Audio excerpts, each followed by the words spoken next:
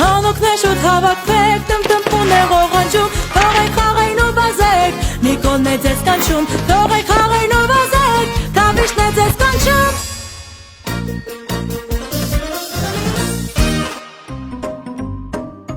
Բարի երեկո, սիրելի հպարտ փոքրիկներ, դարձյալ ձեզ էկրանների մոտ Թավշյա հեքիաթն է կանչում։ Այսօր մենք նորից անդրադառնալու ենք մեր բոլորի կողմից արդեն սիրված հայտնի հայ հեքիաթասաց Հանս Փաշինյան Անդերսենի հեքիաթներից հեշտականին։ Այսօրվա հեքիաթը կոչվում է Քաջ Նազարը եւ զարմացած Չալոն։ Եվ այսպես կար չկար մի վարչապետի թեկնածու կար, որը 2018 թվականի նոյեմբերի 26-ին ազգային ժողովի ընտրությունների քարոզարշավի շրջանակներում Գյումրիի կենտրոնական հրապարակից դիմում էր ընտրազանգվածին եւ ըստ իրեն պատմում էր գյումրեցիներին այդ պահին հուզող ամենակարևոր խնդրի մասին։ Խոսքը վերաբերվում էր Չալոյի անօթևանությանը։ Նիկոլ, դրոշակը ձերքդ այդպես կորոզ արի։ Չալոն, մեր տանն ա, ուր ա։ Լուրջ եմ ասում, Ժողովուրդ ջան, մեզ հետ ապրում Չալոն, բայց բանի, հիշում եք, ջավախքում էլ մի շունիկ նվեր ստացանք աղջուկը, յոլա չեն գնում իրար հետ, ամբողջ օրը կռիվ են անում։ Բարակ ձենով խոսի, բարակ ձենով խոսի, բարակ ու ռեալիստական, բարակ ու ռեալիստական։ Այո, Չալոն որտեղից մեզ միացավ։ Շիրակ գյուղից մեզ, չէ, Ջաջուրից չի, Շիրակ գյուղից ավելի շուտ։ Ու տենց միջև վերջ եկավ եւ հիմա բնակվում է կառավարական առանձնատան։ Դու կրնաս ինձ բացատրես։ Այս Քաջնազարը ով է։ Մի ադամ անճար, սդախոս, վաղկոտ, պարզենկոտ գյուղացի մարդ նոր բախտի բերմամբ թակավոր է դարրե։ Ու կզարմանա։ Քաջ Նազարը եւ զարմացած Չալոն։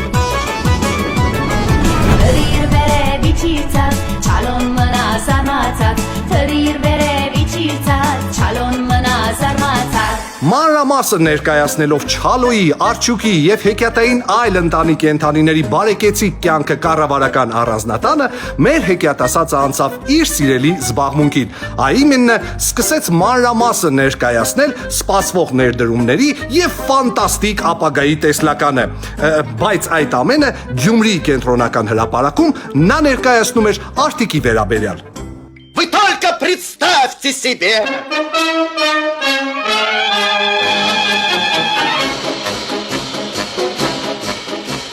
Մենք նոր արտիկում էինք, այնտեղ էլ, բազմաթիվ, առնվազն մի քանի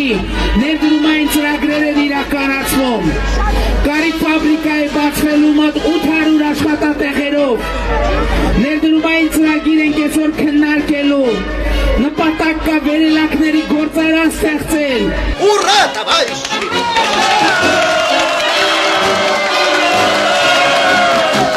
Լսեցիք, չէ՞, Գյումրիում մեր հեքիաթասացը հայտարարեց, որ Արտիկում ստեղծվելու է 800 աշխատատեղ ունեցող կարի ֆաբրիկա եւ հիմնվելու է վերելակների գործարան։ Նախ սկսենք կարի ֆաբրիկայից։ Ուշադրություն։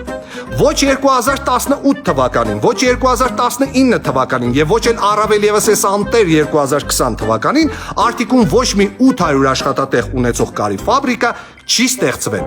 Երբ սկսեցի հետաքրքրվել, պարզվեց, որ Արտիկում կարի ֆաբրիկա բացվել է 2017 թվականին, որը պատկանում է Չեխ Արմ Ինվեստ ՍՊ-ին, որի հետ 2018 թվականի նոյեմբերի 29-ին, այսինքն մեր հեքիաթասացի Գյումրի այցելության 3-րդ օրը կառավարությունը կապել է հետևյալ պայմանը։ Չեխ Արմ Ինվեստը կատարում է $1 միլիոն ներդրում, ստեղծում է 500 աշխատատեղ, 500 աշխատատեղ, ոչ թե 800, այլ 500 աշխատատեղ, որի դիմաց կառավարությունը տրամադրում է ՍՊ-ին Արտիկի դպրոցի շենքերից մեկը։ Իսկ հիմա եւս մեկ անգամ ուշադրություն, որպեսզի պարզենք, թե ինչքան աշխատող ունի տվյալ կազմակերպությունը, մտնում ենք զինվորների ապահովագրության հիմնադրամ եւ պարզում, որ այս տարվա հունիս ամսվա տվյալներով տվյալ կազմակերպությունը ունի ընդամենը 57 աշխատող։ Կրկնում եմ 57 աշխատատեղ, ոչ 500 ինչպես գրված է կառավարության որոշման մեջ, եւ ոչ էլ 800 ինչպես ներկայացնում էր հեքիաթասացը Գյումրիի հրապարակում։ Իսկ թե ինչու տվյալ կազմակերպությանը չեն պատժում կառավարության հանդեպ ստանձնած պարտավորությունները չկատարելու համար, բացատրեմ։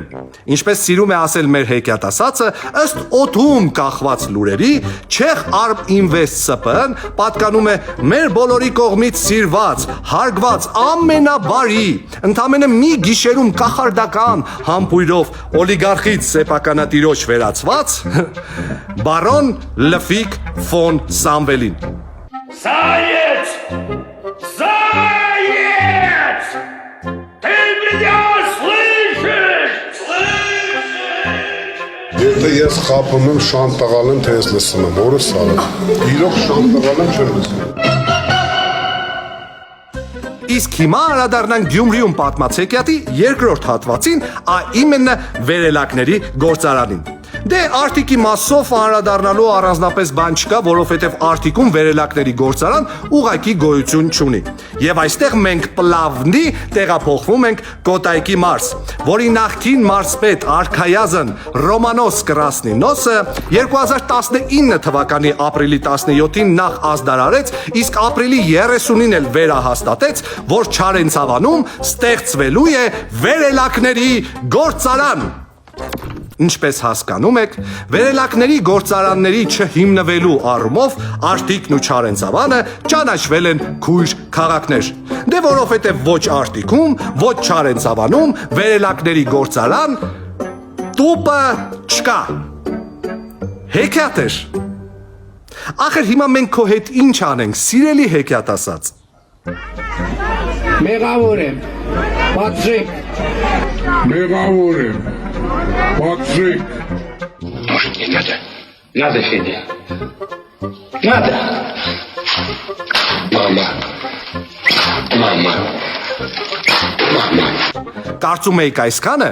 Իհարկե ոչ, սիրելի հպարտ փոքրիկներ։ Ազգային ժողովի ընտրություններից անմիջապես հետո կախարդական ներդրումների ասպարեզ ներխուժեց Շիրակի նախկին մարզպետ Արքայազն Կարեն Հրաշագործը, որը մեզ պատմեց Շիրակի մարզում տեղի ունեցող աննախադեպ ներդրումային հոսքերի մասին, առանձնացնելով երկու ծրագիր։ Մի ծրագրով 25 միլիոն դոլարի ներդրում պիտի տեղի ունենար Աշոցքում արևային էլեկտրաէներգիայի արտադրության ոլորտում, իսկ մյուս ծրագրով Շիրակ օդանավակայանինքից կառուցվելու էր երկտեղանի թեթև մարտատար օդանավերի գործարան։ Նախ սկսենք Աշոցքից։ Կամ 25 միլիոն դոլարը դրել են չհամադանի մեջ ու տարել են Աշոցքում հողի մեջ թաղել են,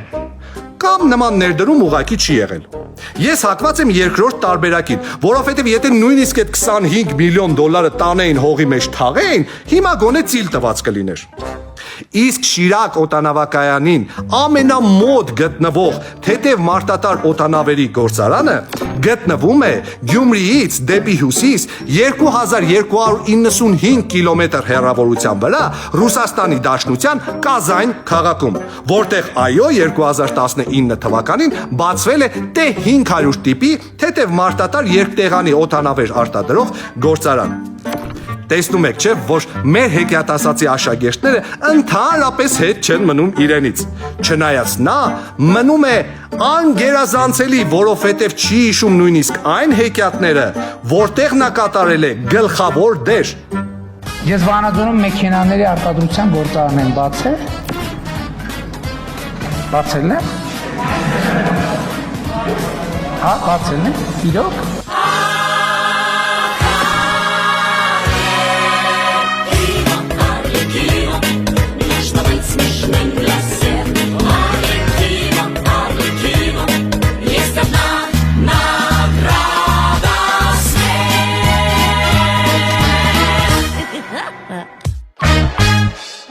Աստորին Վանաձորում են մեքենաների արտադրության են գործարանը, որը ես չեմ բացել, իմ գնալուց հետո փակվել է, իմ բացելուց հետո փակվել է, շատ լավ է։ Թե գործարանի փակվելու ինչն է լավ, դա պարզ չէ, բայց որ մեր հեքիաթասացի հիշողության հետ հաստատ տարօրինակ բաներ են կատարվում, դա փաստ է։ Մեր հեքիաթասացը չի հիշում ոչ մի բան, ինչ ասել է 2 տարի առաջ Գյումրիի հրապարակում։ որոշել ենք բարձրացնենք այլ մարդկանց թոշակները։ Ում ստացածը Պարենային զամբյուղից ցածր, այսինքն մարդիկ գոնե այնքան թոշակ ստանան, որ գոնե իրեն չոր հացին հերիքի, որ մենք համոզված լինենք, որ այդ մարդիկ գոնե սովահար չեն լինելու։ Բայց մենք պետք է հասկանանք, որ մեր մեկ ընտանիք ենք, եւ մեր ընտանիքի ֆինանսական հնարավորությունները սահմանափակվում են մեր ունեցած պետական բյուջեով։ Լավ ես ասում, հեքիաթ ասած։ Բայց եթե մենք մեկ ընտանիք ենք, ինչու ընտանիքի ամենակարիքավոր հատվածի թոշակները դու բարձրացնում ես ընդամենը 3-ից 5,000 դրամով, իսկ քո նախարարների աշխատավարձը դարձնում ես 1.5 միլիոն դրամ։ Փաստորեն մեր բյուջեի սահմանափակ հնարավորությունները վերաբերում են ընտանիքի ամենակարիքավոր հատվածին։ Ինչի է իր բարձր պարգևավճարը վայելում քո էկոնոմիկայի նախարարը, որ քարոզարշավի ժամանակ ինչքան գործարան գնացիք բացեցիք փակվեց,